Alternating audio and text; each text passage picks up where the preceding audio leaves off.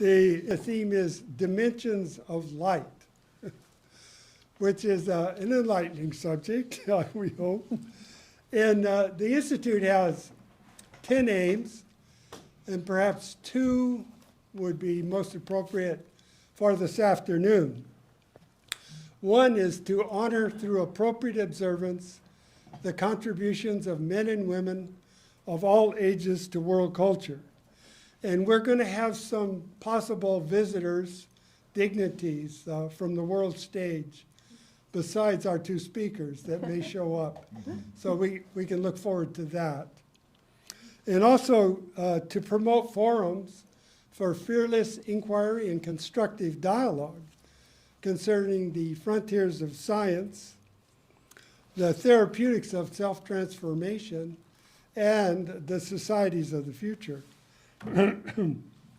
Our 2 speakers today are pretty familiar to members of the Institute.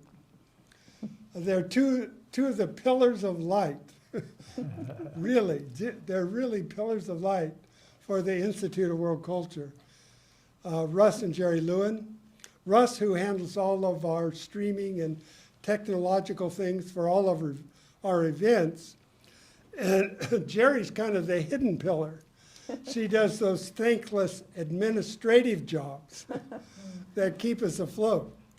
So she may not always be visible, but she's certainly one of the things that keeps the Institute going. Now, Russ has done a lot of programs in the past, almost every year.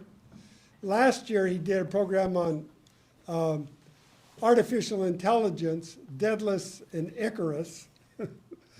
And before that, he did a program on new visions of the vastitude, which included some of the satellites of the Earth and the James Webb Telescope.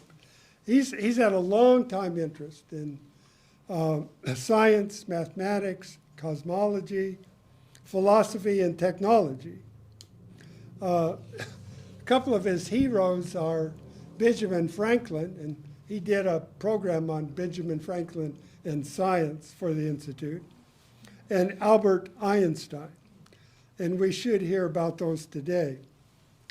Gerry Lewin is a founding member of the Institute. She's retired from working at Santa Barbara City College, and she's done a number of programs for the Institute, including the lotus as a symbol, conversations on compassion and transformation, and Mahatma Gandhi, and that both Russ and Gerry have done programs together in the past on Yellowstone and Ansel Adams. So we look forward to hearing from them. Just want to mention quickly that our upcoming programs on Monday night, October 27th, we have Openness is the New Mindfulness. That's at 7 p.m. on the 27th. And then in November 8th, from 2 to 4, a program on Sikhism, the path of love and service. For anyone that's a newcomer, to my left are the bathrooms. And so let's give a warm welcome to Russ and Gerry Lewin. Well, greetings, everybody. Can you all hear okay? Yeah, I feel sorry for you. So today, really, we're going to try to cover a really broad spectrum of information, but it's really a story about discovery. How, the great poets, the great scientists and innovators, the great artists, and the great mystics found their way to some deeper realization of the light. And so it's about outer light, or the light of the universe that we live in, and inner light, or the light of our natures, our inner beings. And that the ideal would be that this would all sort of converge together, not as a bunch of different things, but as a grand unity. And hopefully that unfolds. Now, in the first presentation, the 3 questions we'll try to answer: what is light? How does it travel? and what discoveries have been made. And I think you'll be surprised at the degree of discovery. The second section will deal with the inner universe from the perspective of art and the great artists, poetry and the great poets, as well as from the standpoint of the mystics. So we'll hear about Plotinus and hopefully a couple of other mystics. And I think it'll be insightful. Now, one of the characteristics that is consistent amongst all of the people that we study was persistence. Persistence in the darkness, persistence in the difficulty, persistence of traveling the high mountain road by themselves most of the time. And so there's a quote from Einstein where he says, persistence is the most powerful force on earth. It can move mountains. And so we gleaned a tremendous inspiration from them, so much so that we invited several of them to come and join us today. And perhaps, unless you have something you'd like to add, we should introduce them? Sure. Okay, so let's do that.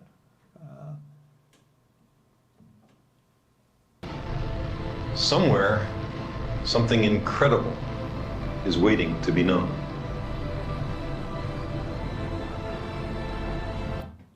We love the idea, it's like somewhere and it's something. Let's go find that. Okay, that sounds like a blast. Here's people who actually did do that. Hello, members of the Institute of World Culture. I am so happy to be here today. Hi, Institute. I'm glad Russ called me to join in today.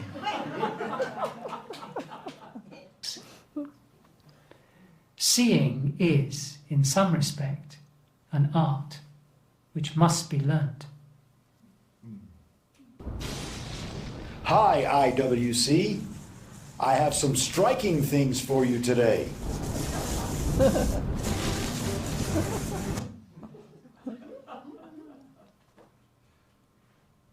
Hello, Institute of World Culture. Even galaxies are within our reach. Probably no one has heard of her, but she literally opened the universe for everybody. Hello, Institute of World Culture. Together, we can see farther. Hello, Institute of Oral Culture. We're walking the Highlands this fine day, and I'm looking forward to your 50th anniversary. Many happy returns when it comes. These people did their research.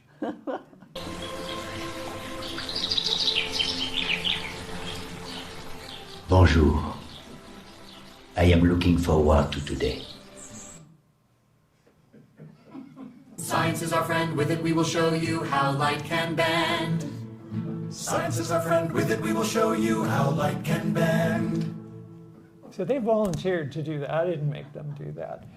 And so with that, we have, our guest speakers. They'll be joining us along the way today. Gerry and I, we're just sort of carrying their bookcases. Well, let's just dive right into it, go down the rabbit hole. We'll be talking a lot about the curvature of space and the idea that light has to travel that pathway. So we live in a galaxy called the Milky Way, and we're where it says solar system, and there's a center to the solar system about 26,000 light years away. And if you look at it from the side, it's not a sphere. It has a giant sort of like bulge in the center of it, and there's a lot of density in there. So when you look up and you see the Milky Way, you're looking right towards the center of the universe. And so any attempt to see in there would be, we'd be battling against all kinds of dust, debris, objects, stars, and so forth. But we found a way to peer into the center of our galaxy. So where we live on the left, you can see there's not a lot of density of stars. It's pretty open. But where the center of the galaxy is, it's extremely dense. And that's where Sagittarius A resides. referred to as the A star, or the alpha star, and it's a black hole that actually lives in the center of the galaxy, as we're finding in the center of most, if not all, galaxies. So when we started imaging it, we had marginal success, and we found that there was indeed an object there. And the first question is, if it's a black hole, how do we see it?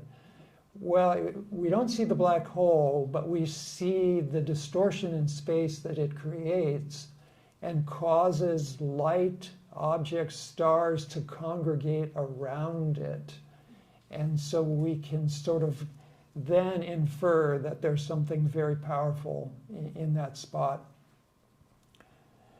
We started doing a little bit better. We used arrays of radio telescopes.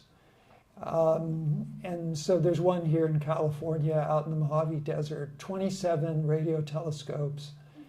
Using radio waves is advantageous because it's long wavelengths and it can sort of cut through material. It's a little bit like if you're at a stop sign and there's a car next to you playing music. You can hear the bass sound, but you can't hear anything else because it has long wavelengths.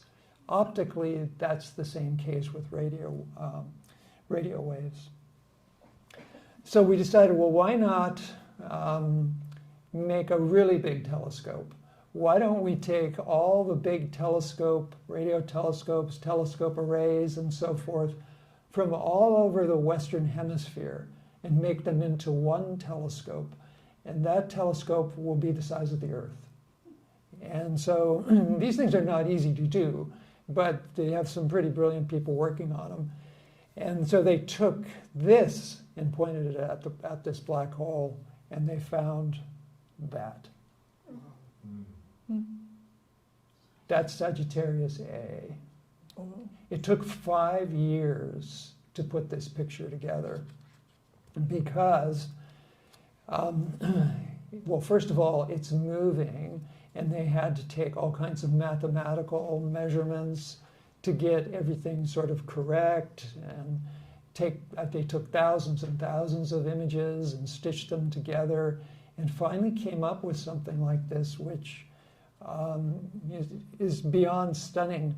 And so it's got these very, very strong magnetic waves that sort of sculpt it, and then these high-speed particles that stream out from the center are interfering with the magnetic field in order to create polarized light. So that's like if light can be sort of featured at various angles. It'd be like, let's say there's a picket fence, and then you had a Frisbee and you wanted to throw the Frisbee through the fence. You'd have to angle it so that it matched up with that perspective. So this black hole exists like this because gravity, as we understand it, or where most of us were taught in school, is when two masses attract one another somehow. Einstein showed that it's actually because they distort the space-time continuum. And so that space is not space, it's a fabric. And so Einstein came up with the idea that the fabric of space-time, or the space-time continuum, that it's alive and responsive and integrated, and it's only light that really reveals it. There's another one that was discovered in a galaxy M87 at the center of it. And this thing is millions of times, maybe even billions of times more massive than our own sun. Just hard to visualize or conceptualize what that would be like. But what's interesting is using the same large array of telescopes, they discovered it had the same pattern. And so now, one is perhaps a one-off, but two's a pattern. And now we're starting to discover, well, maybe we can learn about black holes and their place and what kind of influence they project onto the universe.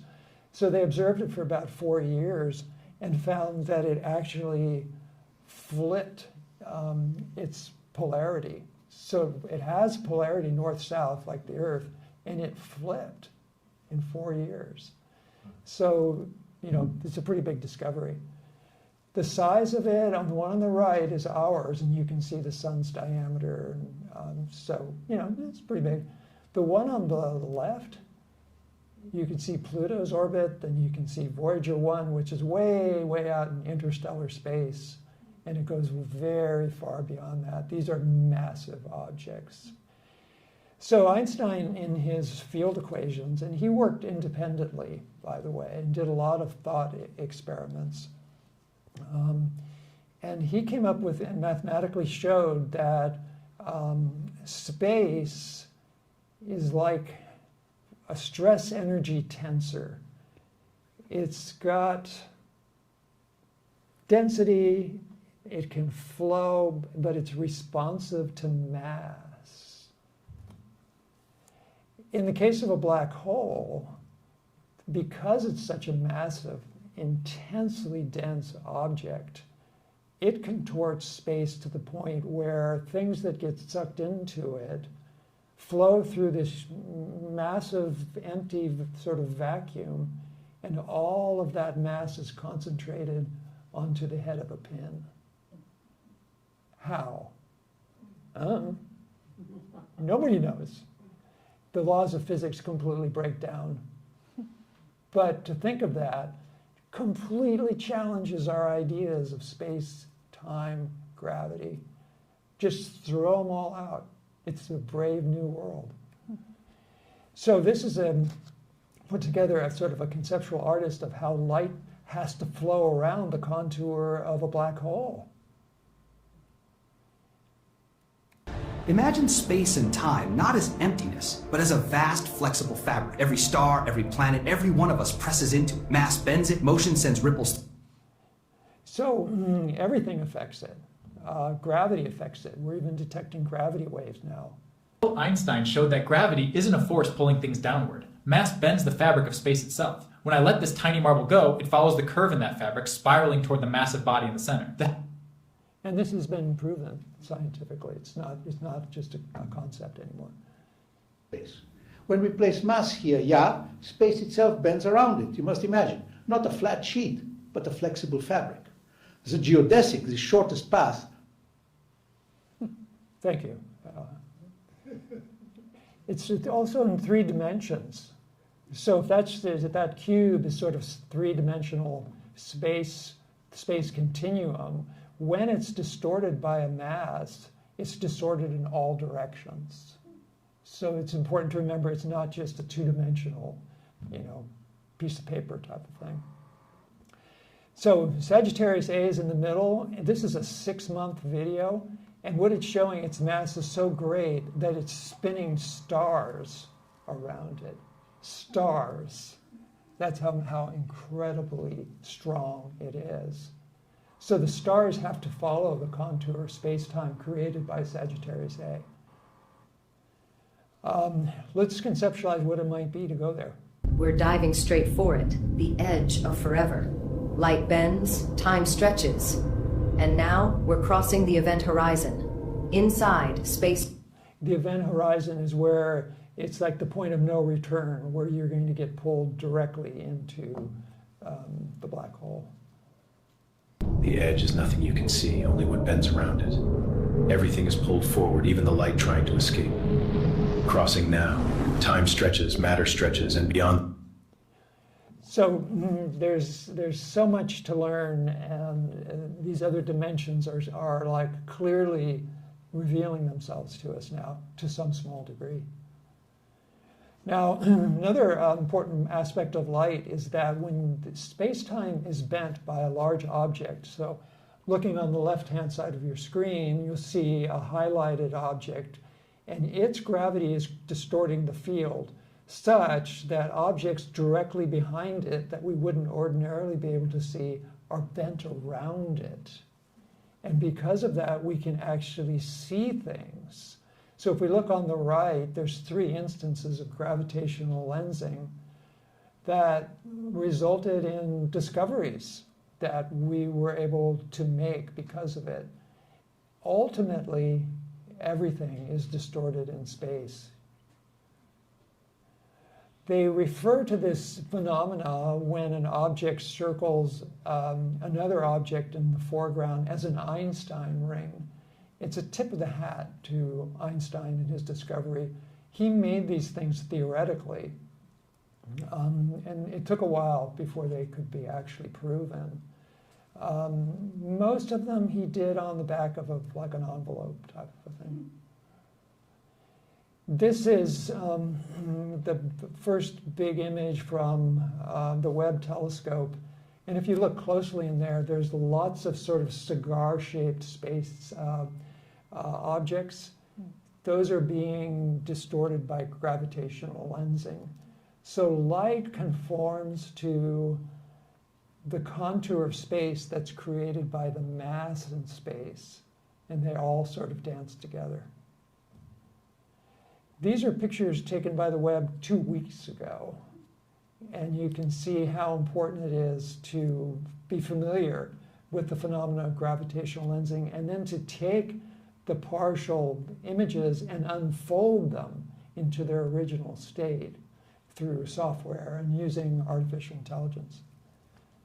So it's a brave new world, and we have to think differently in order to understand it. You see, space is not simply an empty stage on which the universe plays. It is flexible, like this road beneath me. Put a heavy stone on the road and it sags. Mass does the same. So you get these ideas, and Einstein often talked about he'd get his insights when he was,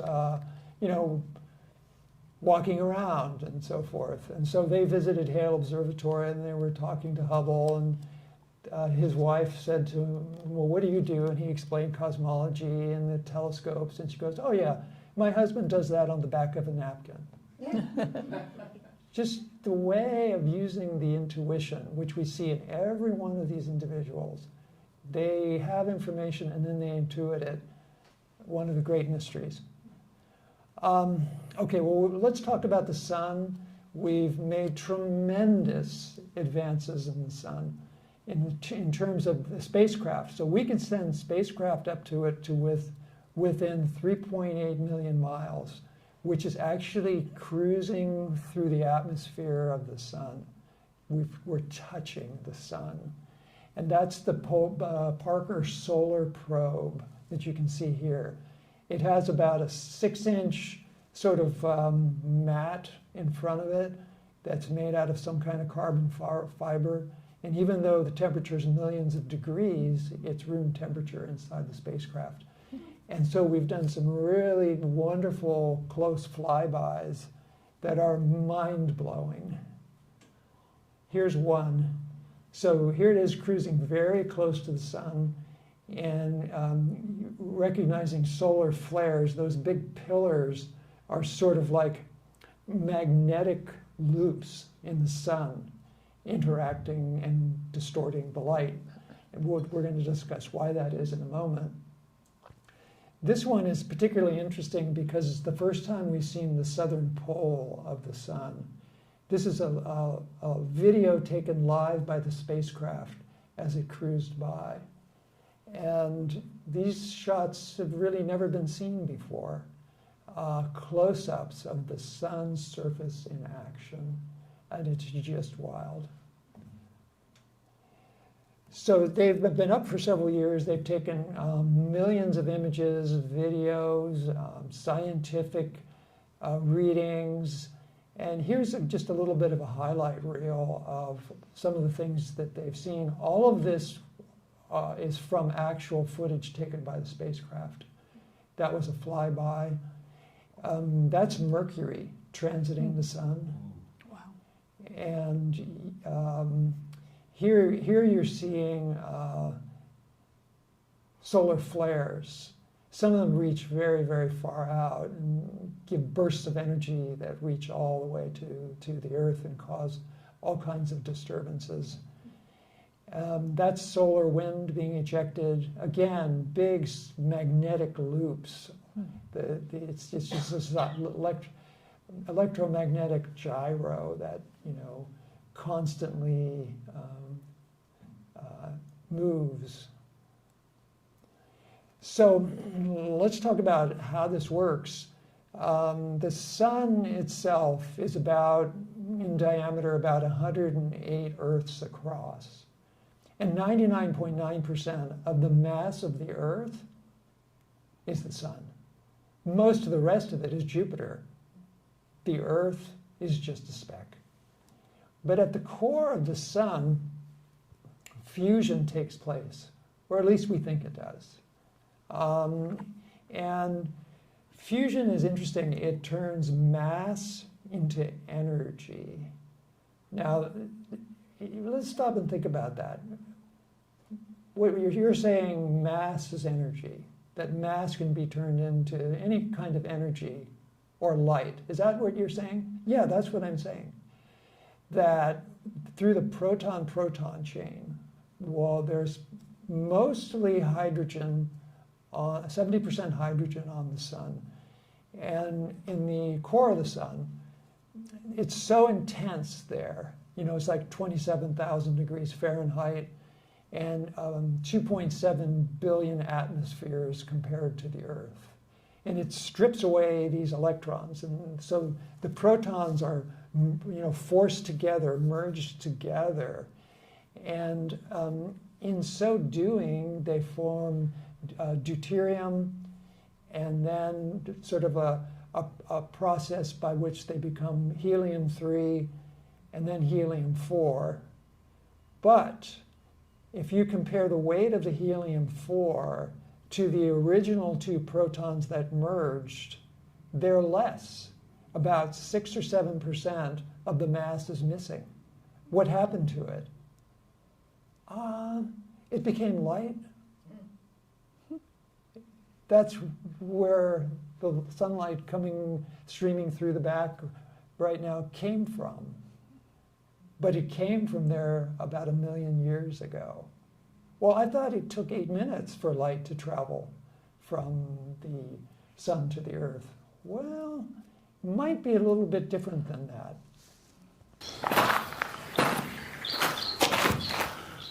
Matter is energy, and energy is light.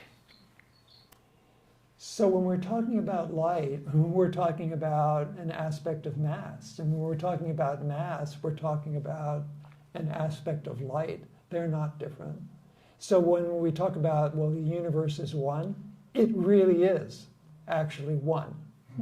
It's interconvertible, and that mass and energy are the same. So if I could take, this stack of paper and turn it into energy, we could run Santa Barbara for a week. I don't know exactly, but it's on that scale. That mass, we call matter, stuff, isn't just stuff, it's energy. Again, so we defeated the idea of... I don't think we're streaming. Uh-oh. Let's see. All right, just a moment, please. I think we are streaming, Robert, but it might be turned on to private. Let me see here. Maybe I could. So it's recording, but let me see how I can get back to that. Okay.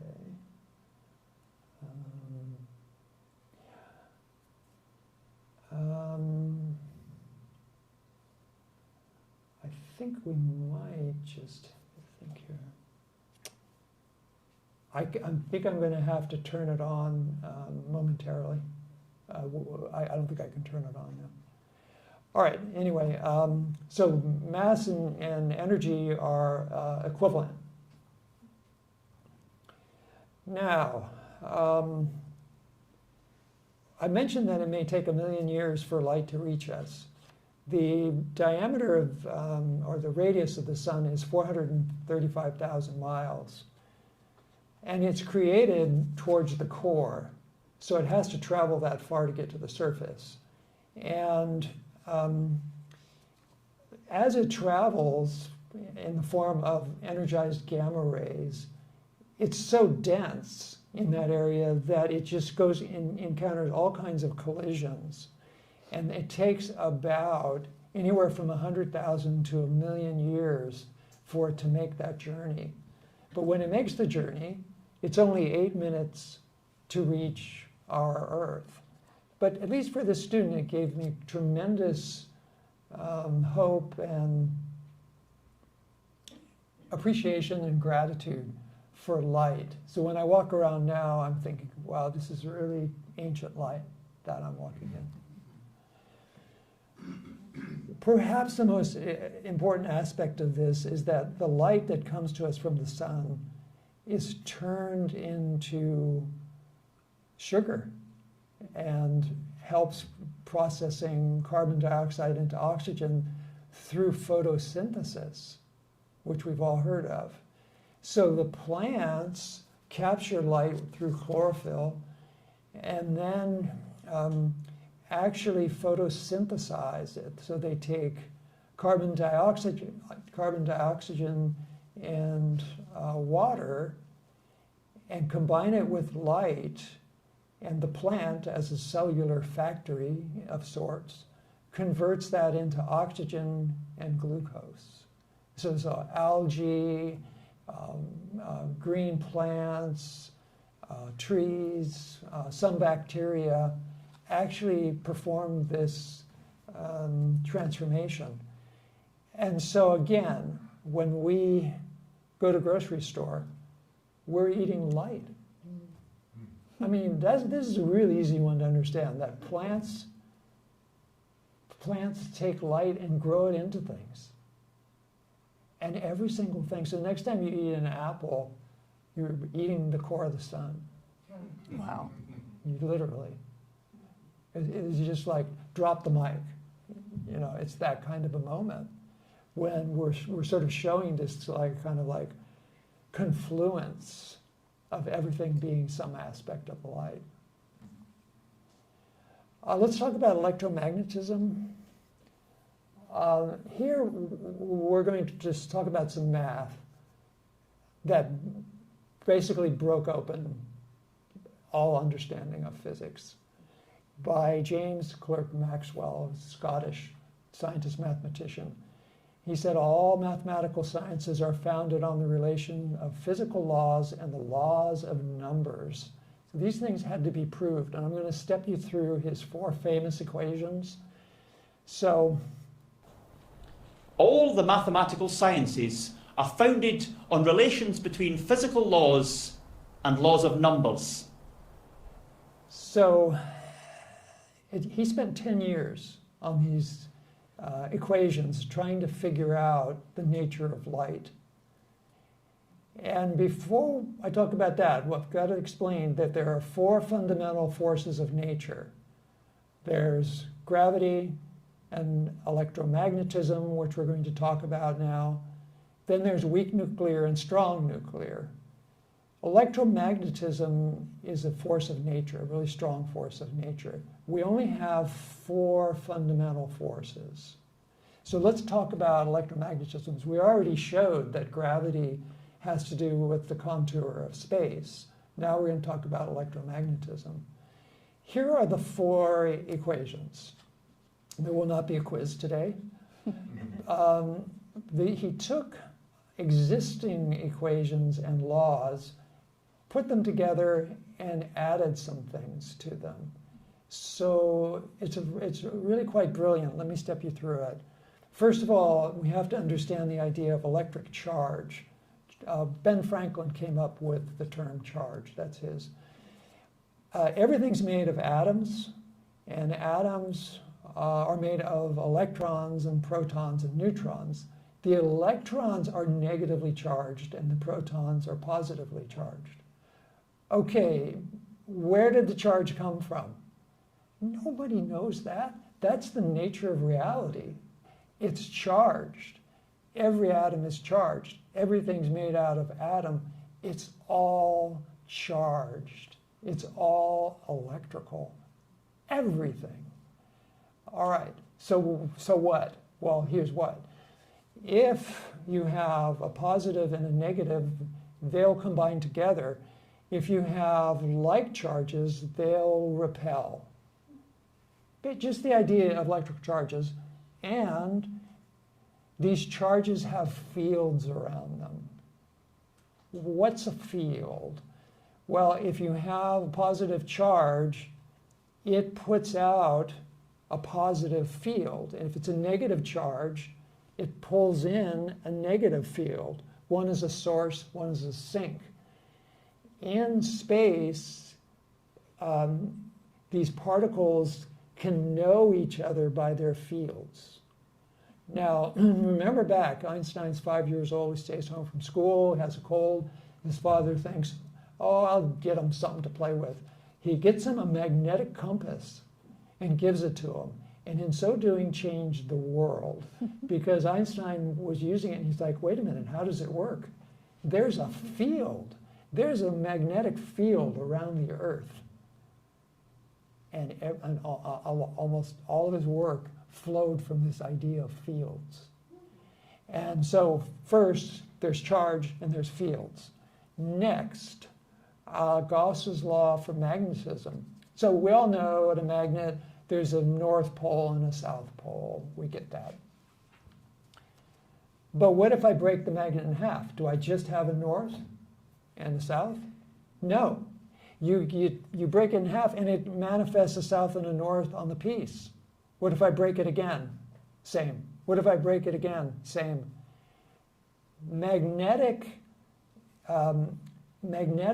Magnetism does not have monopoles, like just a positive or just a negative.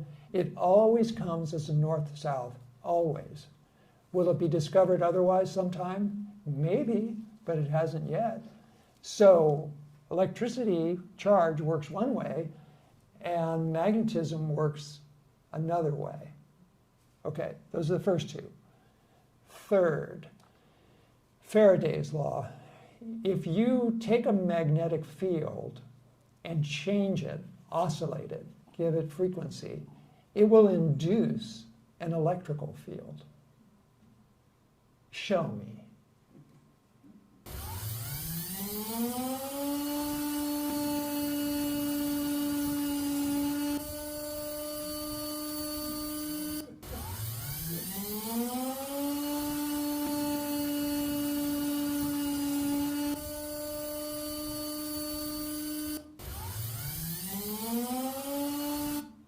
So what's happening is the sort of cylinder is a magnet. You can have circular magnets. One side is positive, the other side is negative. So it's got magnets. And then the man is taking just a coil of copper wire with a light bulb attached to it. The magnetic field, when it moves, generates an electrical field. That's a big discovery. Take a magnetic field, generate it rapidly, and you generate a magnetic field. Oh my gosh, that is brilliant. I wonder if it works the other way. Welcome to equation 4. And the Ampere-Maxwell law that magnetic fields are produced by electric currents and changing fields. So yes, if you oscillate current, it will generate a magnetic field. So are we saying they can generate each other? Yeah. So what? That's how you get light. So electric charge and magnetic fields exist. If you change the magnetic, you'll get electrical. If you change the electrical, you'll get magnetic. And they generate each other. They're self-generating and self-propagating. So light, as an electromagnetic wave, like this,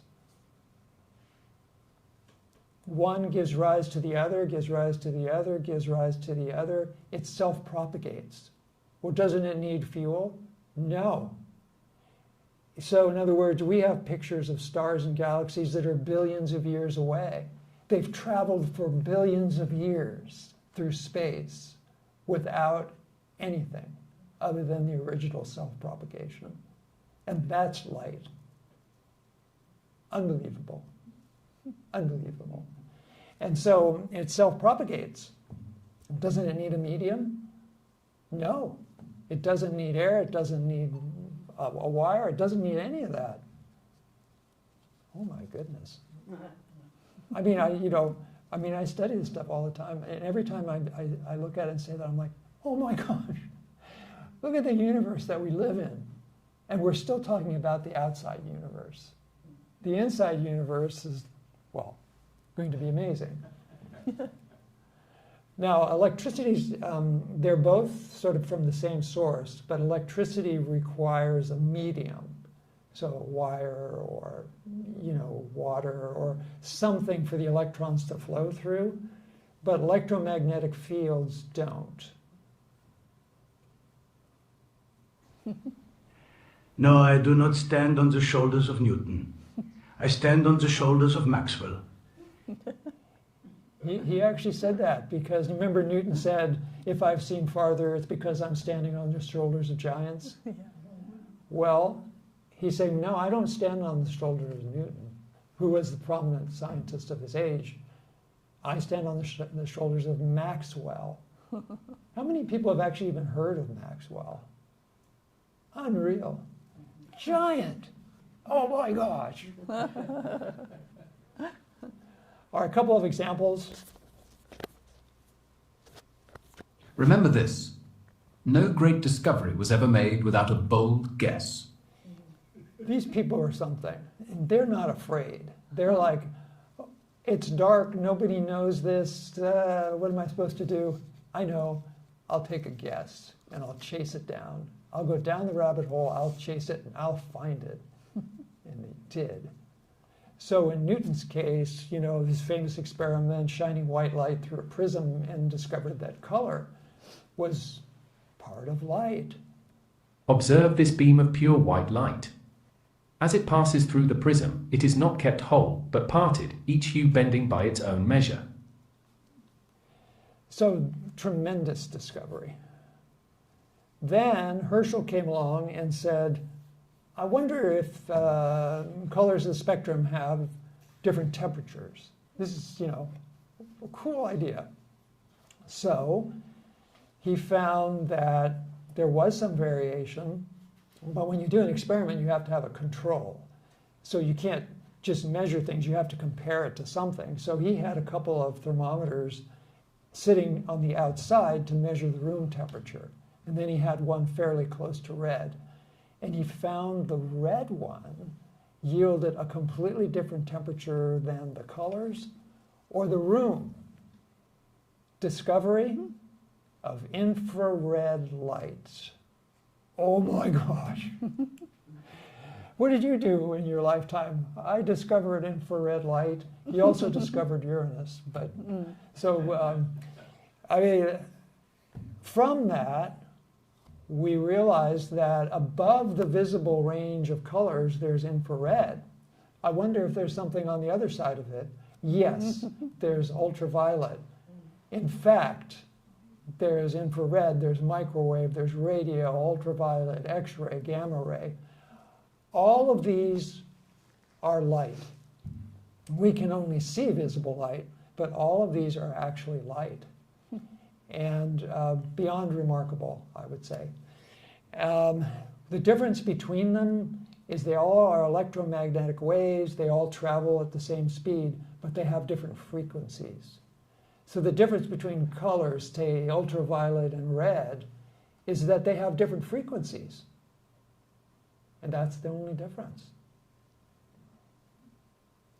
So we use these things for, remote controls, microwaves, and radio. Radio is light. Radio waves are light. The radio itself changes it into sound, but it's light. Then, of course, we have X-rays, gamma rays, Wi-Fi, cellular. All of these things are electromagnetic, part of the electromagnetic spectrum. All of these are light, all of them. So we have to, radically shift our idea of what light is. if I take a picture of whatever this thing is, let's say a mouse, on the right-hand side is what it looks like in infrared. It registers heat. This guy's got his hand in a black bag, and of course, heat shines, or the infrared shines through it. The Webb telescope is infrared, so it actually interprets the universe in infrared. So visible is in the middle, but what it can see is on the right. It can see through the dust and debris to sort of the bones and circulatory system. But they're all light, and they all travel at the speed of light, and the only difference is that they have different frequencies. Therefore, technology takes advantage of this and can manipulate frequencies to create certain phenomena. So basically all communication is manipulated electromagnetic spectrums. Also, you can toy with phase and different things to embed information into light.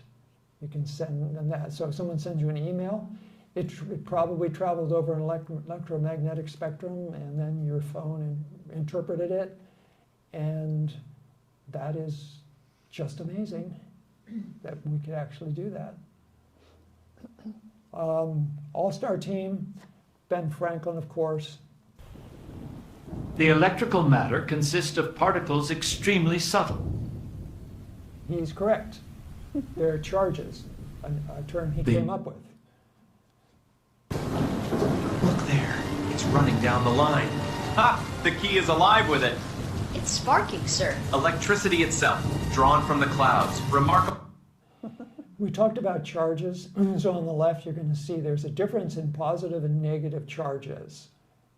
Nature seeks a balance.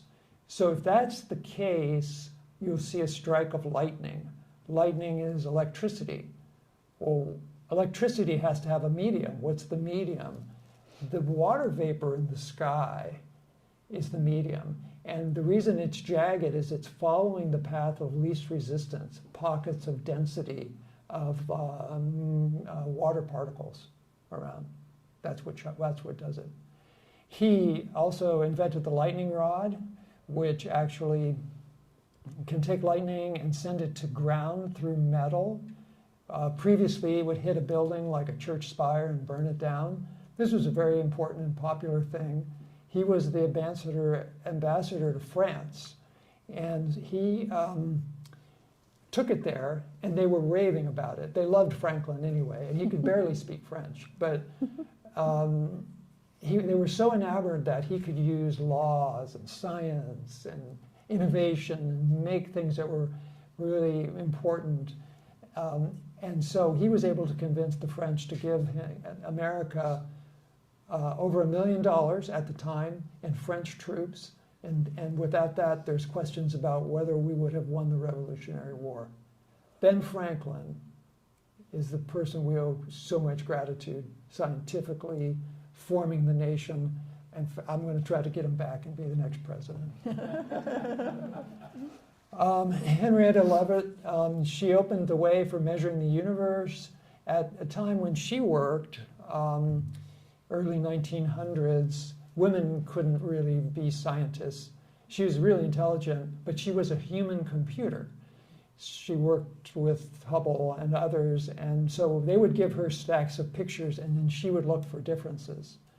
She did find differences. She found that in certain parts of the sky, there were stars that sort of blinked, oscillated. And then upon further investigation, she discovered a certain type of star called a Cepheid variable. When I studied these small smudges of light on the plates, I noticed some grew brighter and fainter in a regular rhythm. They are called Cepheid variables, or I prefer to say... So these variables allowed us to correlate the number of blinks with the luminosity of the object. So they're all the same luminosity, but they blink at different rates. Actually, they're not all the same luminosity. The luminosity varies with the blinks. So it's like saying 3 blinks is a 60-watt bulb and 5 blinks is a 100-watt bulb. from that, and using the inverse square law, you can tell how far away the star is. This was important because all of a sudden we realized that some of the things we saw in the sky were very far away compared to others, and it led to the discovery of galaxies. And so they actually nominated her for a Nobel Prize, which was unheard of in 1924, but she had passed 3 years earlier, and they don't award them posthumously. So with that, I have a couple other things, but my time is up, and I'd like to move forward to the next part of our talk. And there we go. Okay. Well, I must say it is an auspicious time for us to take up the topic of dimensions of light, because as I'm sure most of you know, that people around the world and several cultures have been celebrating Diwali, which is literally the festival of lights. And so it's a perfect time to draw our attention to this. And we're going to be looking at light from 3 different lenses, from Monet's painting, then Shelley's poetry, and finally, in the mysticism of Plotinus, and if we have time, some Christian mystics. So Monet is known for his distinctive use of color, and he has emphasized the changing effects of light in nature through his painting. This Impression Sunrise piece was actually in the first exhibit of the Impressionists, and that was literally 151 years ago, so we're still within the year of celebrating this anniversary of the Impressionists. And in fact, there is a lovely exhibit in our own Santa Barbara Museum right now of Impressionism of quite a diverse nature. So Impression Sunrise portrays the fleeting effects of light and color. Monet paints the orange sun reflecting on the moving water. The sense is that the moment will pass soon. Light and color fold us into an almost intimate atmosphere. It feels charged with a subtle energy. And really, it was quite different, this style, from the accepted mode at the time. And the accepted mode emphasized no brush strokes can be seen. Everything has to be polished painting with well-defined details, and it has to be in the 3D dimension perfectly. So the critic Louis Leroy said, "Wallpaper in its raw state is more finished than this marine picture." Monet painted his wife Camille and son in open air. The light from above highlights the parasol on the top and then the back of her dress, and you can see where the folds being illuminated so adeptly with the light and shadow that you can just see her moving right in front of you. And the clouds in the sky, I would say, are swirling, and that indicates like the brush strokes that he used. Now remember, at the time what was popular was not to show any brush strokes. So you can see how very radical this was. Monet created his own Japanese garden. He diverted a stream and made a pond, and then eventually he actually created this Japanese footbridge himself. And did you know that he was actually an avid horticulturist? And of course it won't surprise you, because you know all of the plants that he put in this were chosen by him, especially from these Japanese prints that were coming across into America and the West. And he did like the weeping willow, irises, lots of like bamboo, and some flowering plants.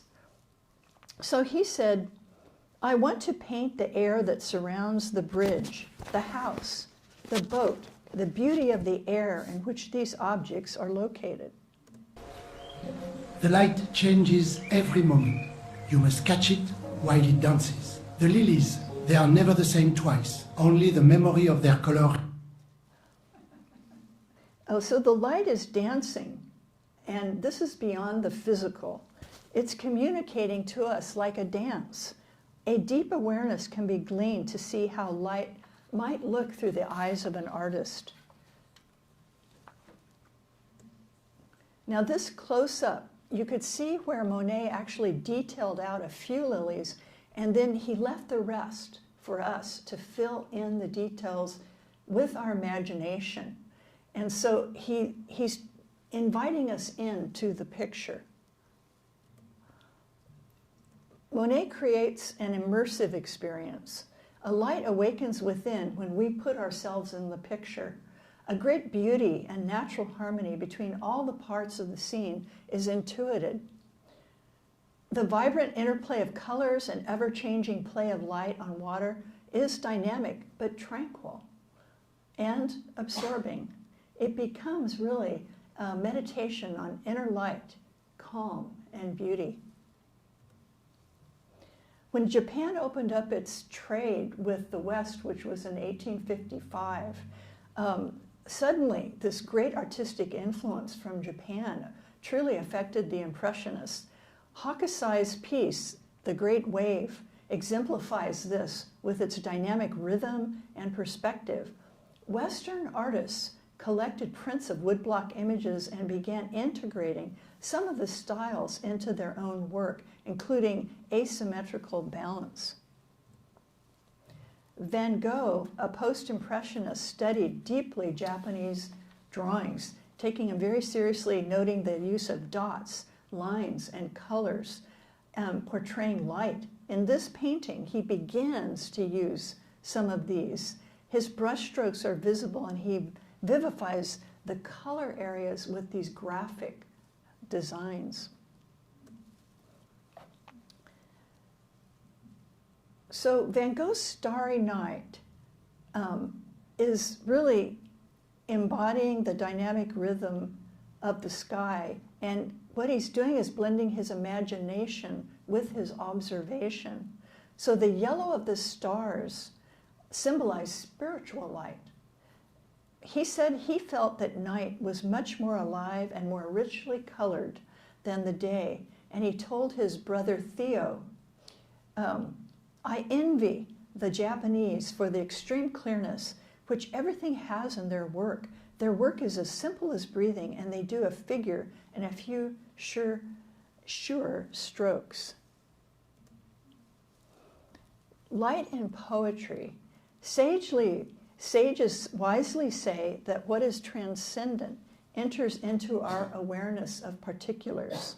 So just as light takes many forms of energy, so too does light express itself in other ways, such as love, compassion, courage, and justice. How does poetry illustrate light? Shelley was known as a romantic poet who wrote beautiful lyrical poetry, and also he held radical philosophical and political views. He wrote of light in poetry, but it was ineffable. Some examples are, the light was the spirit of beauty in the hymn to intellectual beauty, and the being robed in such exceeding glory of Epipsychidion. The brilliant shape is seen for a moment, and it fades, like a star at dawn. He was always trying to recover the vision of the spirit of light. Shelley composed Hymn to Intellectual Beauty at Lake Geneva. Important to know is that Hymn to Intellectual Beauty would have been interpreted as beauty of the mind and soul, or incorporeal beauty and not just physical beauty. And Desmond King Heal from Shelley, The Man and the Poet, points that out. And he looked through Platonic lenses. What does that mean? He saw the flawless archetype, the ideal, and expressed this in poetry. Examples: love, beauty, truth, and the human spirit. He felt that striving for higher ideals could lead humanity to a more harmonious state where individuals were free and equal.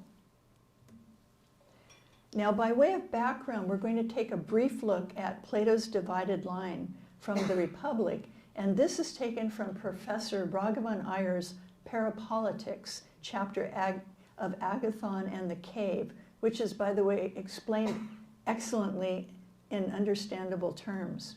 So at the top you see the sun, which represents Agathon, the supreme good. On the left side, all the way down, you have the mode of cognition, and on the right, object of cognition at each of those levels. Noesis is at the very top on the left, and it's nearest the sun, and it's apprehended through intuition or pure vision. The object of noesis is the perception of the archetypes, or the highest ideals. Dianoia is the next level down, which represents abstract thinking with axioms or models, like in math. This is the higher reasoning, which along with noesis constitutes being in the top half of the diagram. Now below being is a realm of becoming, which is more transient in nature and is further from the truth. Pistis represented belief and opinion about the sensible world, always changing. It is the area of relative truth and pseudo-absolutization. For example, taking one's perspective as absolute and unquestionable. Icasia, the realm of perceiving images, reflections, and shadows that are illusory and impermanent, is at the bottom level. And this kind of thinking is locked into the here and now, so to speak. Plato's allegory of the cave, by the way, goes along with this and depicts this very, very well, and it is very helpful to consider when we think about the quality of how we think and perceive.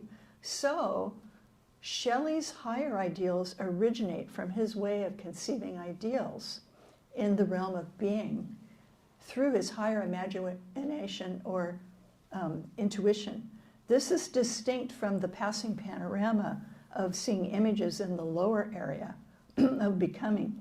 Plato inspired Shelley to deeply value the power of the imagination, the higher imagination. In hymn to intellectual beauty, he addresses a spirit that is within human beings and which is accessible through the higher powers of mind, imagination, intuition, called buddhi. So this is an excerpt of Hymn to Intellectual Beauty. Spirit of beauty, that dost consecrate with thine own hues all thou dost shine upon of human thought or form, where art thou gone?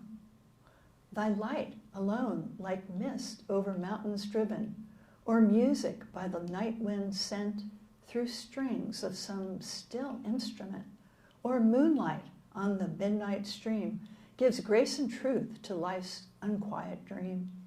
Love, hope, and self-esteem, like clouds, depart and come, for some uncertain moments lent, man were immortal and omnipotent. Didst thou, unknown and awful as thou art, keep with thy glorious train firm state within his heart? I vowed that I would dedicate my powers to thee and thine. Have I not kept my vow? Shelley says that this spirit of light gives grace and truth and is essential for experiencing the world in a spiritual way. He suggests that if the spirit could stay in one's heart, man could become immortal and omnipotent. They moved to Italy, and this is a picture of Lake Como where they stayed, and Mary Shelley said that the move to Italy was in all respects beneficial to her husband, and noted that his creative production flourished there. The quality of his writing matured and became more accessible, informal, and fluidic, according to writers. All love is sweet, given or returned. Common as light is love, and its familiar voice wearies not ever.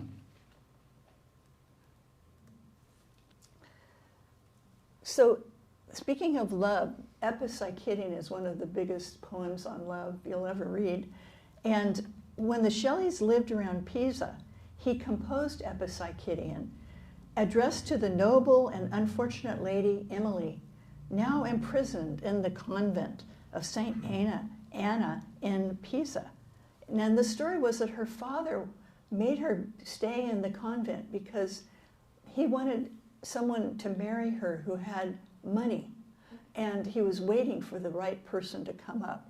And so when Mary and Percy heard about this, they had a tremendous amount of sympathy, and she was a feminist, of course.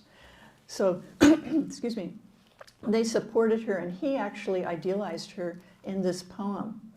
And what happened is later on, they realized she wasn't who they thought she was. And so Shelley said he realized the poem was really about his own inner spiritual journey, trying to contact the spirit of beauty and the source of inspiration. So this is, again, a little excerpt. Just as energy has been shown to transform from one state to another, so too does Shelley's conception of light take different forms, such as love. True love in this differs from gold and clay. That to divide is not to take away. Love is like understanding that grows bright, gazing on many truths. 'Tis like thy light. Imagination, which from earth and sky, and from the depths of human fantasy, as from 1,000 prisms and mirrors, fills the universe with glorious beams, and kills error, the worm, with many a sunlight arrow of its reverberated lightning. And Shelley says that true love is not material. It is ever present. Love is like light reflected through the imagination and understanding and heart, which gazes on the truth and transcends the lower experiences of life. With its lightning, he speaks of the divine essence within. Light represents truth, knowledge, and spiritual illumination. And here was his last home in Italy. Shelley was sailing and was hit by a sudden storm and sadly was drowned. In 1822, he was only 29 years old. Mystical light. Just as the sun radiates light in all directions, so too does the mystic send out rays of light universally. Where does this light originate? Mystics always look back at the source, and after being deeply inspired, they try to live the life that will bring them back to that sacred point from which they can then be of more benefit to humanity. Darkness stands for the absolute from which light radiates. Sometimes it is called the dark fire, from which emanate a series of logoi, which manifest all that comes to be. The light of the logos is called Daivi Prakriti, as Bhavani Shankar explains in the doctrine of the Gita. The hosts of differentiation suggest the dialectic bridging levels of existence. The mystic asks, what is true light? What is divine darkness? And not obscuration. It is a difficult task to learn true discrimination. What are some of the characteristics of the mystic's experience? Here are just a few from F.C. Happel's book, Mysticism. At the heart of the most highly developed mystical consciousness is the consciousness of the oneness of everything, all in one and one in all. All is experienced as a unity. All feelings of duality and multiplicity are obliterated, including the duality between man and deity. Mysticism involves states of knowledge and insight into the depths of truth that the intellect has not ventured into. And the separate ego is not the real. Sometimes beginning aspirants may be influenced by the lower aspect of mind and limit their experience to reveries and daydreams, and may indulge in intense personal emotions and desires.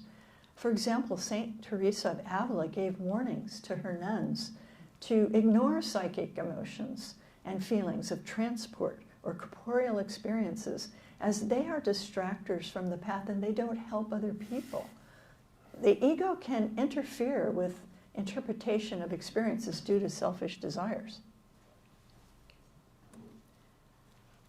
The highest state is said to be reached by going beyond the separate personal I. Shunryu Suzuki, the Zen teacher, said, "If you think I breathe, the I is extra." In Hinduism, the true self is the Atman. It is immortal, constant, and unchanging, and is not bound by space-time. The true self is divine. Shankaracharya said, "The knowledge that Brahman and Atman are one and the same is true knowledge." Mystics seek to come close to the inmost source through refining their inner perception.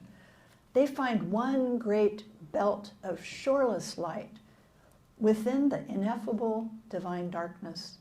The path leading to this involves suffering, sacrifice, and an authentic living a life of virtue. Mystics who choose renunciation of individual enlightenment seek to maintain an awareness of unity, of the one, while living in the world of limitations and serving humanity in its progress. This mystical path is beautifully given in poetic language in The Voice of the Silence by H.P. Blavatsky. Plotinus was one of these mystics, and he's seen here with his students on a Roman sarcophagus. He was born in Egypt when it was in the Roman Empire and lived in the 3rd century CE. And he was educated and he spoke Greek. He was a noble and compassionate seeker of truth who found a teacher in the divinely taught Ammonius Saccas, the Platonist. Plotinus learned a method of dialectic of self-transformation and compassion. These teachings had to become a way of life and not just remain intellectual. At 40, he moved to Rome and attracted a number of students, men and women, and he encouraged students to question and really try to understand the logic behind his teachings. He was surrounded by youth because the senators and the citizens in Rome asked him to teach their children. So he was not one who was afraid of being in a big group of children, and it said he was even really compassionate, like if someone asked him what we might consider a silly request, he always would go and help that person. So he was very, very devoted to the good of other people and very humble. One of his students was Porphyry, who collected and edited the material of Plotinus's lectures into the Aeneads. Porphyry said that when Plotinus would speak, his intellect lit up his face and he radiated kindness and compassion. Plotinus was, as you know, the founder of Neoplatonism, which provided a synthesized mystical interpretation of Plato's philosophy, integrating elements from Stoicism and other traditions. His philosophy was not anthropomorphic. His ideas greatly influenced later thinkers across diverse religious and philosophical times and traditions. For example, the pagan, Jewish, Christian, and Islamic metaphysics, according to Evelyn Underhill in The Mysticism of Plotinus in her Underhill collection. And Plato's 7th letter says that the true object of the philosophical quest could not be put into words. Acquaintance with it must come rather after a long period of attendance on instruction in the subject itself and close companionship, when suddenly, like a blaze kindled by a leaping spark, it is generated in the soul and at once becomes self-sustaining. And this reminds us of our theme for the year, which is Concord in Community.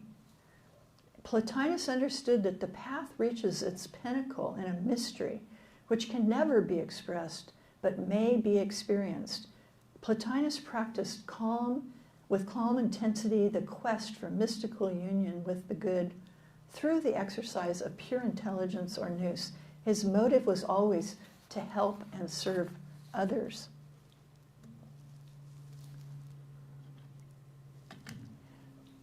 Plotinus's philosophy was one of emanation, where all reality flows from one source. And he said you should think of the three hypostases as concentric circles. At the center is the one, the absolute. This is beyond the realm of being and becoming. The one is the first hypostasis, which means underlying reality. Nous, the principle of pure intellection or divine mind. In looking towards the one is constituted as the second hypostasis. Apprehension of nous requires spiritual intuition, a faculty which all possess but few develop. The pure act of ceaseless contemplation of the one releases an energy which is reflected as the universal world soul, the third hypostasis. By looking up to the one, divine mind imitates it in remaining motionless in relation to the world of becoming. The nature of the universal world soul, however, is a reflection of divine mind, and so moves.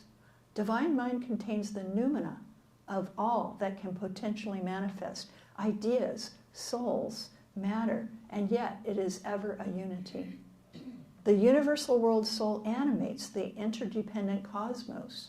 Plotinus and all of manifested life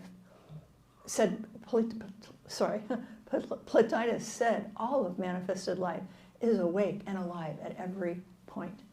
Every individual soul may be thought of in three aspects.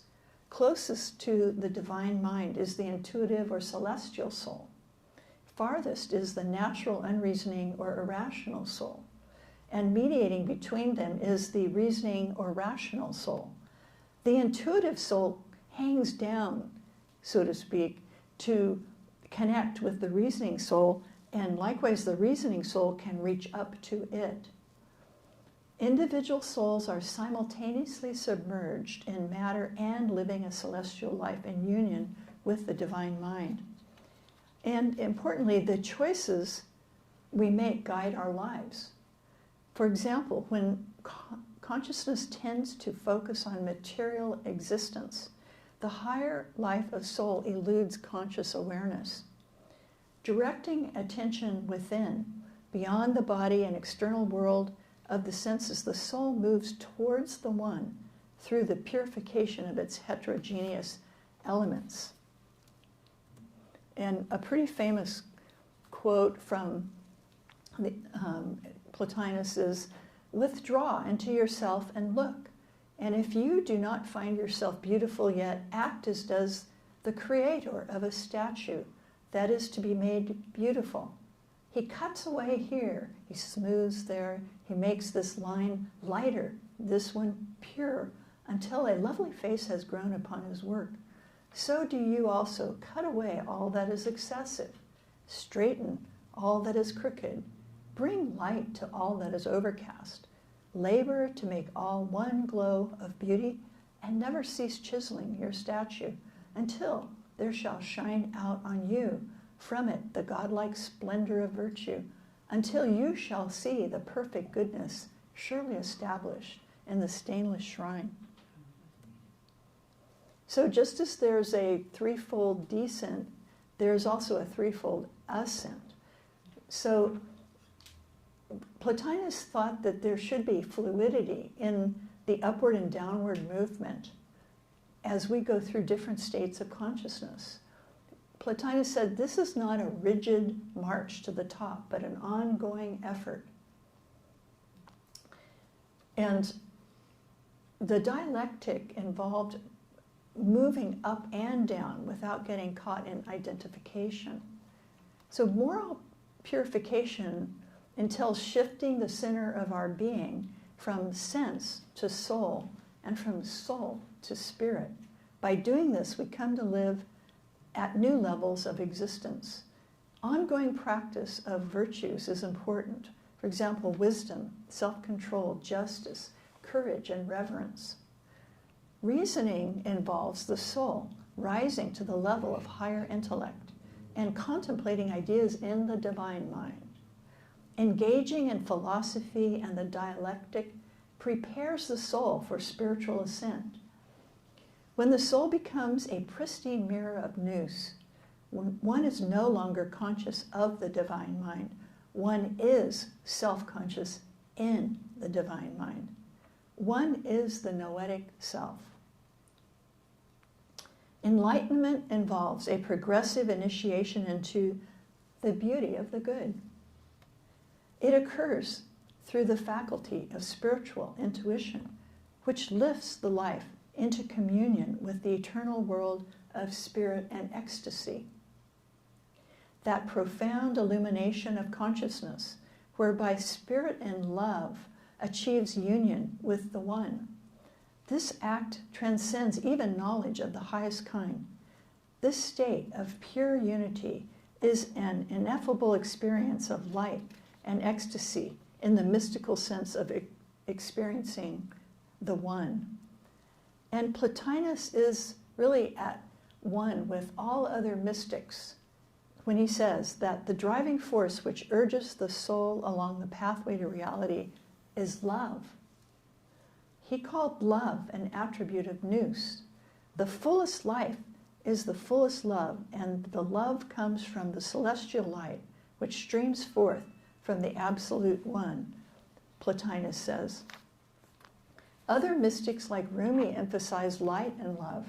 Rumi said, "We are stars wrapped in skin. The light you are seeking has always been within."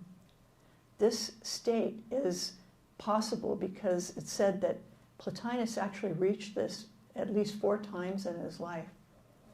Excuse me. And a final quote from Plotinus: "We shape ourselves into the divine mind. We make over our soul and trust to the divine mind and set it firmly in that. Thus, what that sees, the soul will awaken to see. It is through the divine mind that we have this vision of the unity."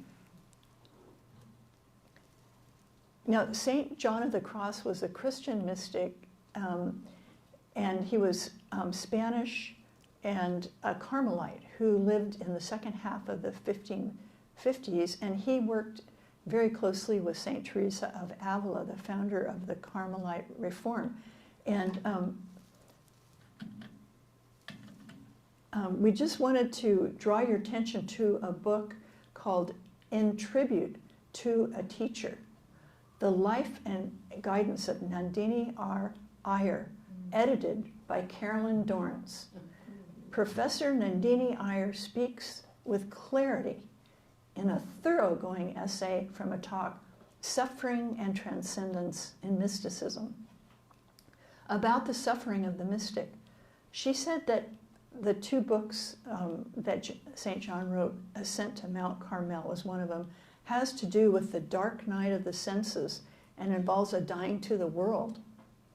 The dark night of the soul, however, has to do with a worse kind of suffering. The dark night of the spirit is a dying to the self. Pride is said to be the hardest to overcome. One has to give up the personal will. Because of time, we're going to kind of go by a couple of quotes. Oops. I'll get it. Okay. We can come back to this if you like, but it's a rather long one, and he basically says, you become light.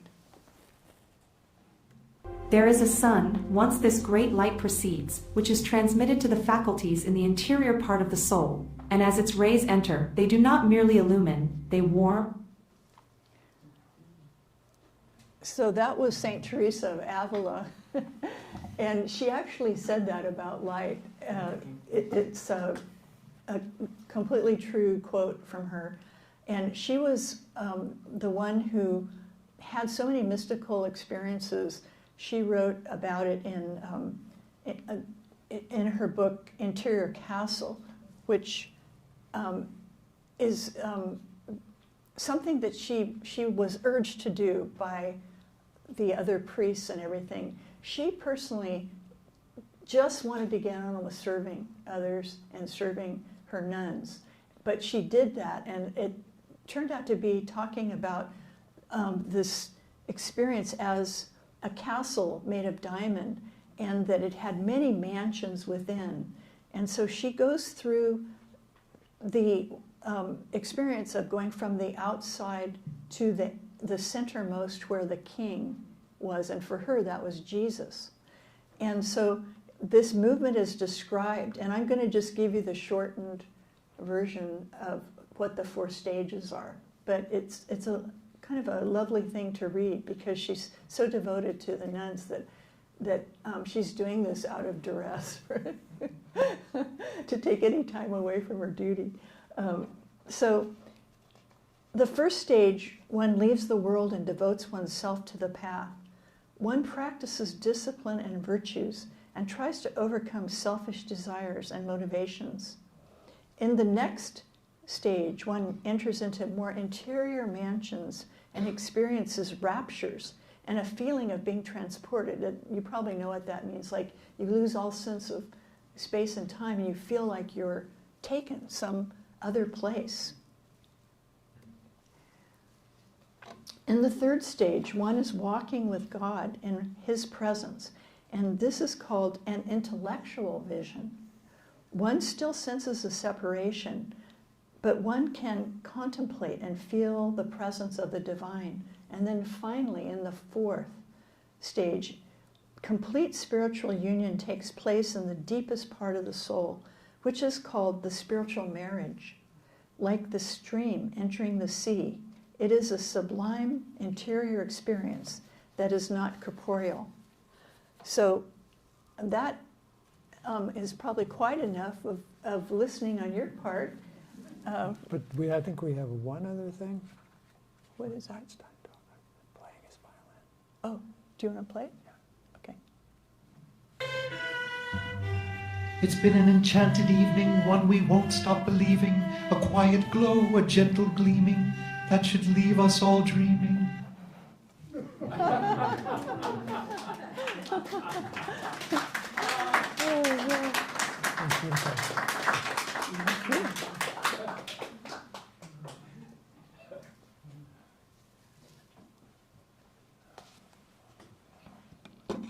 So we have time for questions, right?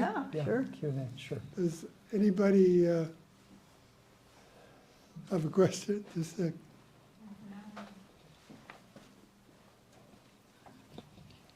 Thank you. I wanted to go back to the AI thing.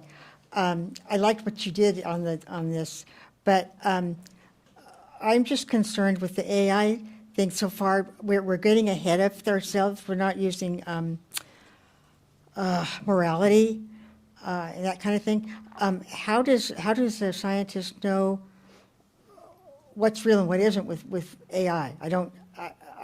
I'm suspicious of it myself. Yeah. No, it's a great point, Bonnie. Like any power, whether it be nuclear or electrical or even fire, can be used for good or it can be used for ill. And so it's not the thing, it's human nature in its distorted forms. We'll try to monetize it without moral awareness or even caring about the long-term impacts of it. I mean, it can't be denied that it's, one of the great forces that's ever been discovered in the history of man, really. And therefore it has to be, governed very carefully. And the question is, but how? I mean, individuals can govern it, and it's going to do a lot of really wonderful and good things. But we're also worried about the military implications and just bad actors misusing it. And I don't have any answers. I'm very pro regulation, but many people argue, yeah, but if you regulate it, we can't discover things. But I'd still like to have an Earth. So you bring up a great point. Other thoughts? One of the elements in the AI component, there was a bit of lightheartedness. So I wonder how lightheartedness figures into light. Yeah. Is that something I could comment on, or? Yeah, I mean, because that was part of your presentation, Yeah, so. absolutely. There does seem to be, and this is Russ's law, well, it's not really a law, that there's a correlation between fun, enjoyment, and enlightenment. I'll just tell you a brief story. When I was in high school, which was okay, we had physics class, and I liked it because it had a good view. But the guy teaching it was really good, and he'd give this like beautiful, stunning lecture, but he couldn't hear very well. So that the people would ask him questions, and he'd go, "Russ, I'm not going to talk about the bus schedule right now. Okay, get back on the page." And everything it was just funny, and it was so funny. I look forward to it every day, and that's how I got into physics. It was like not a guy like yelling at me and had a red pen and all of that. It was like there's real joy that we can all discover, and that joy is there because it's like a sign inside of us saying, "Go that way." And it was beautifully pointed out in Gerry's presentation, not at a sensual level, not in a personal level, but there's this higher joy that takes place. And that's the vehicle that will take you where you want to go. You can quote me on that.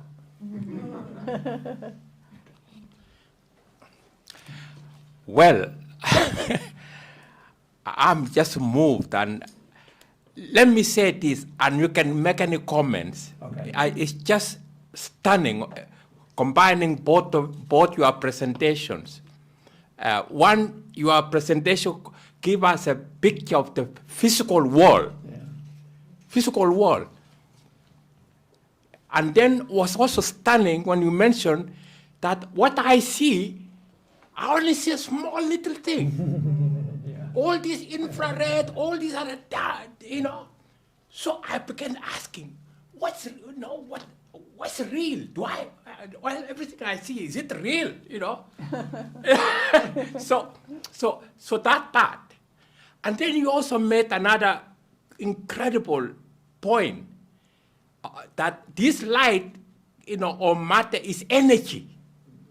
Everything energy. I mean, we all need energy, What Christ.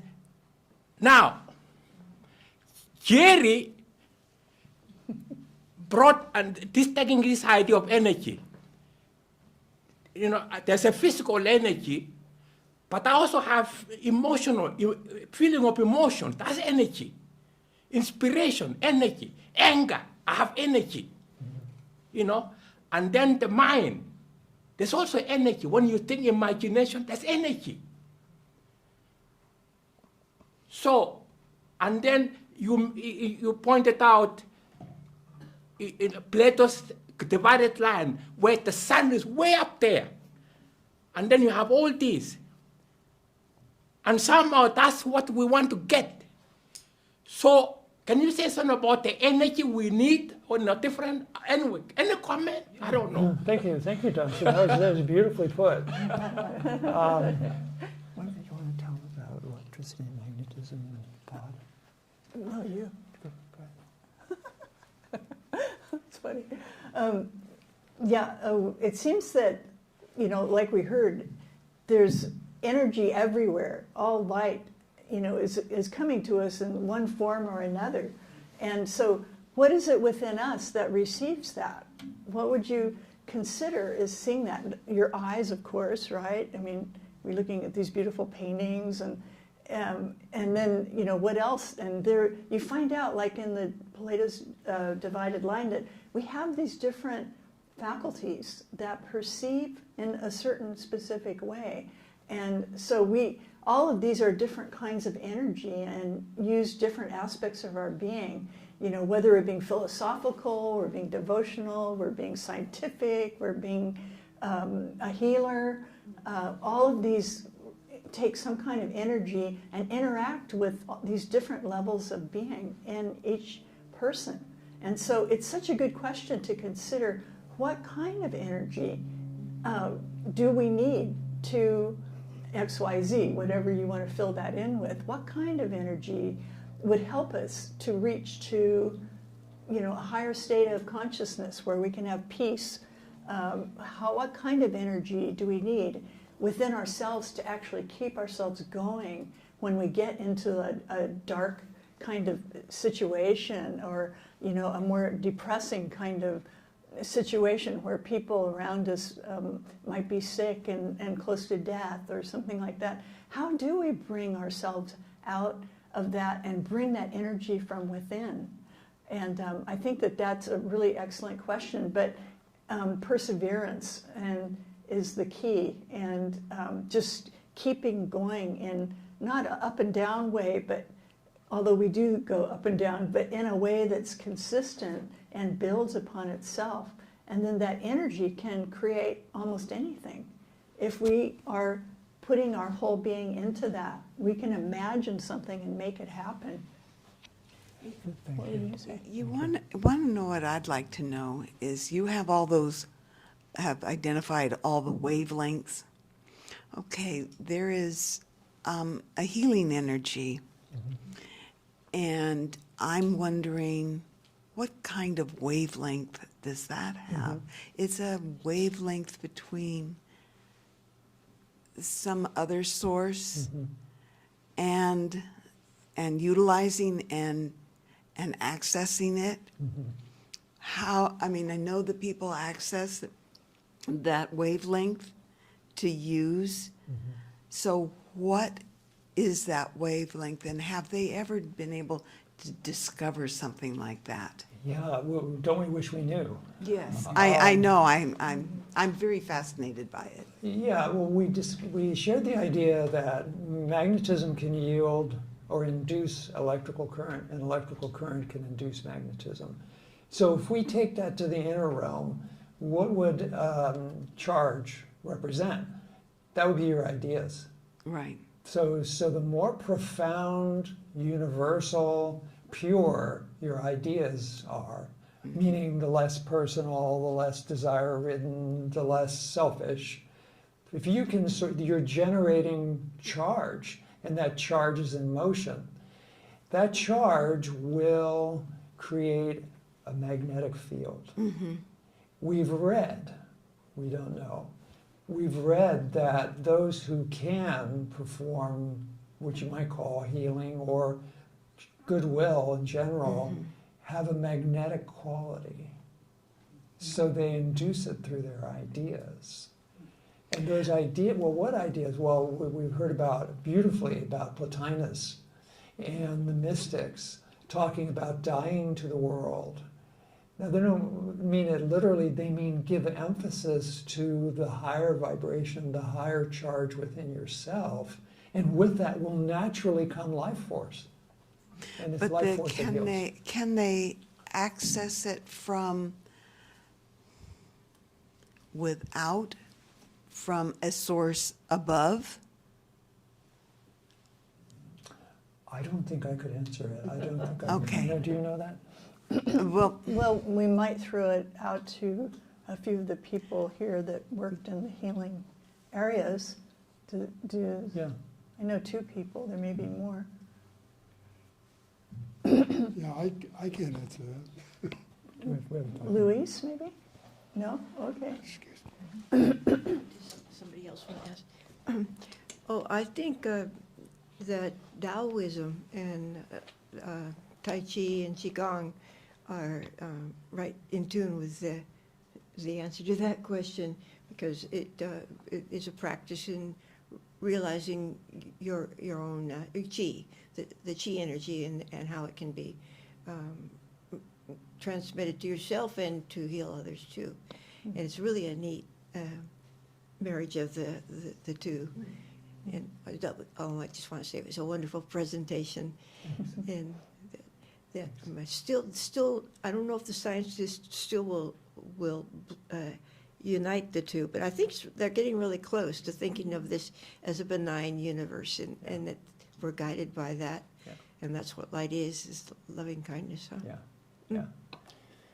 Maybe one thing I could add to all this, and it probably comes as no surprise, but what book do you think Einstein most attributed to his ideas? What book do you think that might have been? The Bhagavad Gita. Oh, okay. Quote unquote. Drop the mic, game over. It's wonderful. Yeah. So he was very unusual, and people think, well, it just comes to you. I don't know. I mean, he worked hard, but he also studied deep ideas from the East. And the Gita's, you know, those of us who have tried to understand it, I mean, you know, if you can, it's like a sun, and it's got so many profound ideas, and if you can just glean a little light from it, it's just like, oh my gosh, you know. And he claims that that was the source of his discovery, so. Many millions of Indians believe in that too. So. Yes, yes. So maybe if we all read the Gita, we'll get a little farther. There's a reading about every month at the Vedanta Temple. Good, delightful. Well, this has just been a marvelous treat. And it struck me that at a time when so many people seem disturbed or afraid or looking at what's lost or whatever, could a quality of courage be something that would come from a wise understanding of energy and from a mystical glimpse even? So I'm just wondering, is part of our problem right now is that we just don't have a vision that inspires us enough to be courageous. You want to speak to that?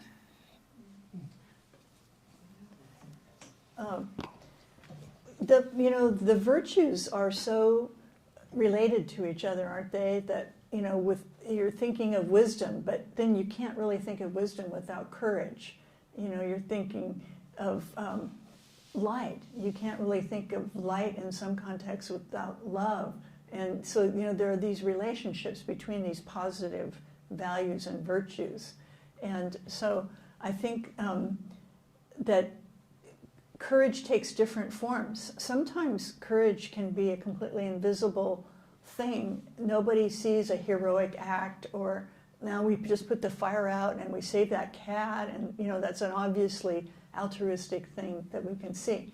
What about the inner struggles that people go through that require courage in ways that we have no idea, other than maybe, you know, in a small group of people we may have some ideas of what others go through. So courage is really a super important virtue to keep going and persevere when things seem dark. And also, not only that, but it's a kind of energy that is creative and can initiate. And so we have to have a certain kind of vision to encourage that realm of courage. And one of the people here told me about a book that maybe she can speak to in a second, but it talked about people who had they were sightless, and they had operations, for example, cataract operations, and they could see. And this young girl, and this is written about in a book it's Space and Light. And so I was wondering if I could call on perhaps my friend Carolyn to tell us just a little bit more of that, because I think that level of vision that they saw is related to what is being asked about initiating courage? Thank you.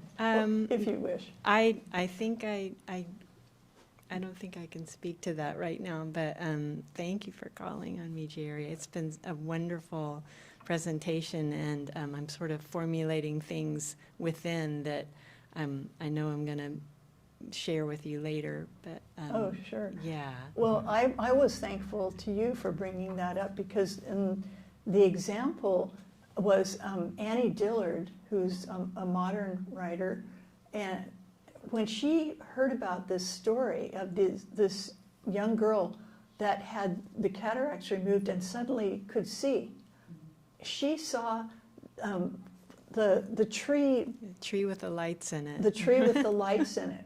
And she had never seen it before. And it was like a mystical vision, you know, for her. And so Annie Dillard wanted to always have that vision. And she would, she's a very courageous person, speaking of courage. She loves nature and will go do so many things in nature and challenge herself. And she did eventually have a vision after years and years of trying to see the light in the trees. And she had a vision, and then she said, just like Percy Bysshe Shelly said, that I always am trying to get back to that vision that I had. It was so all-encompassing, so elevating, and that everything she did was toward getting back to that, but in a natural way, you know. And so she's a modern writer who has had a mystical vision. But getting back to the idea of the courage of it, just if you don't have vision, then it's difficult to have a direction for one's courageous energy. But if you have a vision but you don't have courage, then you don't have the energy to put into practice what you think should be.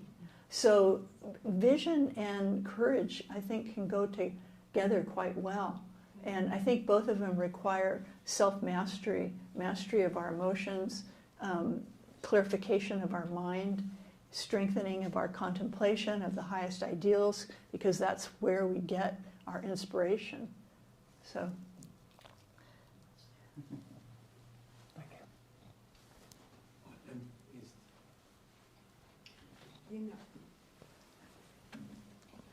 I have another one for that, to add on to that. It's intent. To access that energy, you have to have I have to have the intent to make it, to bring it forth. And so, and also you're looking at, okay, when you do a prayer, there's an energy force there, because prayer has been known to help people. And I mean, this is a very fascinating, because I have done energy work myself, and I've had another person do energy work with me, on me, remotely, and I have felt it, and I have passed that to other people too. So this is where energy comes in, because I know it's energy. I am aware of the feeling. I can feel it.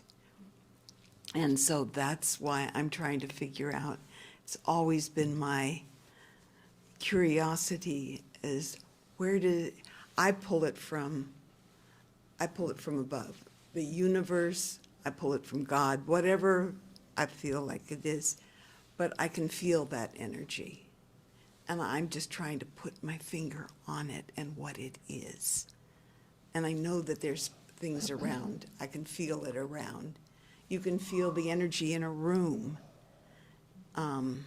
be it bad or good or whatever. And so that's why I'm very curious of what what you've come up with in your research. It's more out there. I'm kind of out there. Mm-hmm. Well, sometimes being out there is being in there. Yes. Yes. I feel very in when I'm working. And so the design of this originally was the outer world leads to the inner world, but the inner world leads to the outer world. Right, yeah. And that ultimately the distinctions that we make are artificial. And could we unfold that by showing dimensions of light, almost like a big mosaic of light that reflects in so many ways that includes everything? So so we decided to go with that. And so everything that we sort of found linked to everything else that we found. Mm-hmm. And furthermore, the people that found it sort of became the thing they were trying to find. You're right. Yeah. And it was like really humbling to see, and going back to Carolyn's question about courage, these people are walking in the darkness. There's, like Einstein was a Jew, he was persecuted. They all had their stories, and yet they persisted anyway. Yes. They didn't say, you know, you got to be like a New Yorker. I'm not taking no for an answer. Yeah, yeah. Why do we take it for an answer? Why do we underestimate ourselves? Because we just don't know. Yeah. But we could. Yeah, And that's what keeps you going. Yeah. That's what keeps you wondering. I'll quit. Exactly. And thank you for your comment. Yeah. Yeah. One more question or not? Oh, I suppose, let's see. We could take one if there is one. Could be short. You? Let me just,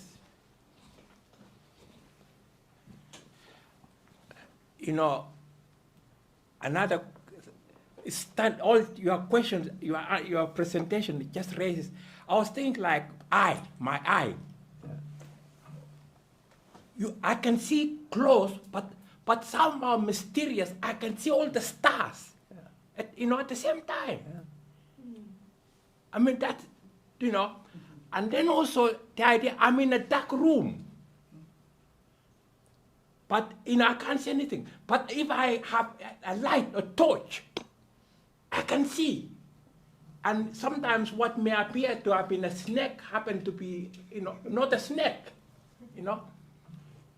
So, this seemed to, and then with light, then you can see, you can have true understanding of something. Do you want to say something about how illumination, or light illumination, love, which was mentioned, how those are? There seem to be connection. Any? Having a call. Well, I was particularly intrigued listening to Gerry's talk when she talked about dark fire and the invisible light. So to give an analogy, if you go in a submersible way down, all the way down in the Marianas Trench, you have this spotlight coming out of the submarine. It's all dark. It's completely dark until a fish or some marine organism swims by, and then it's like a flash of light. The light was there, but we didn't see it until it reflected off of something. So maybe sort of the ultimate teaching about light is that it permeates everything, and we see its reflections in various ways. But it's not its reflections. It's the one source, the one light, the one being, however you want to put it, reflected in the many splendored things. And when we mistake the reflections for the source, we make an error. Mm-hmm. And instead, we should just go for the source and be one with it. That would be our best guess. Well, we're going to bring this meeting to a close. I'm going to give a vote of thanks. One thing that this presentation reminded me of, the 19th century mystic H.P. Blavatsky once asserted that life is light and both are electricity. And I couldn't help but kept thinking of like, wow, these people made gave some substance to that assertion that indeed light is life and both are electricity. So we got the whole spectrum from Russ in physics and the fantastic phenomena of the universe. And then Gerry gave us the spectrum of consciousness, the subjective side of these fantastic phenomena. And also we were given multiple clues of how the use of intuitive imagination can lead you out of all these confining and confusing frequencies that we sometimes get into in our brains and ascend to mystic heights, actually, into actually ultimately enlightenment. And I do want to remind you that when you eat your meal tonight, remember you're eating light. So I want to thank Russ and Gerry for the banquet tonight.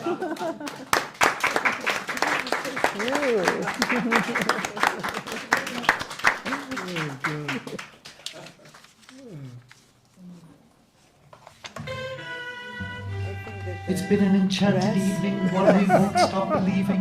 A quiet glow, a gentle gleaming, that should leave us all dreaming.